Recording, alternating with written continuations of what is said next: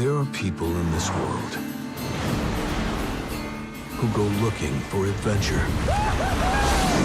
So Into the Wild from 2007, and this film was chosen by one of our brilliant guests, a guy called Tom, from a podcast called The Proper Mental Podcast, which focuses mainly on mental health. And we asked him to come on towards the end of January because it's a tough month and pick a film that he thought was worth a look, but also had a sort of a mental health related twist. The film's about a real guy called Christopher McCandless who finds himself frustrated with life for various reasons and decides to go on a journey to live off of the grid as much as he can. So, Alice, how did it do critically, and what did you like about the film? So on IMDb at the time of recording, it gets 8.1. And then over on Rotten Tomatoes, the critics give it 83%, and then the audience give it 89%.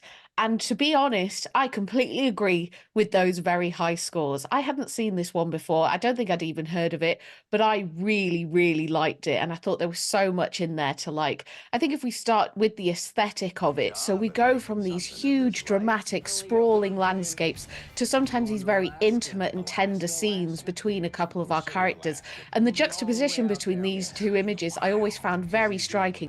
I also thought there was some incredibly strong performances here across the board. So we've got Emile Hirsch, who's playing our protagonist, and there is so much riding on his shoulders. There's so much of this film is brought to life because of his performance. And just finally, I love the concept of this. I thought it was an incredible story. It was really well written, really well executed, and the ending was so incredibly dramatic, and I just did not see it coming. So a bit of a twist in there as well. Emile Hirsch, I think, is good in it, but I think it really thrives when he's speaking to other characters rather than on his own, because it's all about enriching his emotional and intellectual palette. And I think that's probably down to my own personal taste, but that is one thing I liked about it.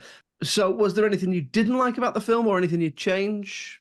So the only thing for me here is the same complaint that I have about many films that are adapted from a book, and that is some of the exposition dumping and some of the bits of dialogue that are really shoehorned in there to get the message across. So sometimes I thought maybe it could have been handled a bit differently, maybe used more sophisticated methods to get the feelings of the characters across. The main thing for me is, and I know we've laughed about this on the podcast before, I think it's a little bit too long. It's nearly 2.5 hours.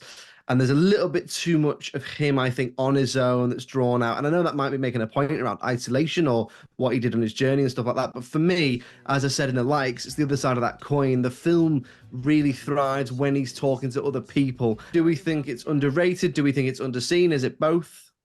For me, it's probably appropriately rated. Those are the sort of scores I would be giving it. In terms of underseen, I do think it is. This isn't one that was on my radar at all. It's not one I've ever heard anyone really talk about in my circle. So I do think there's a definite case in there for it being underseen.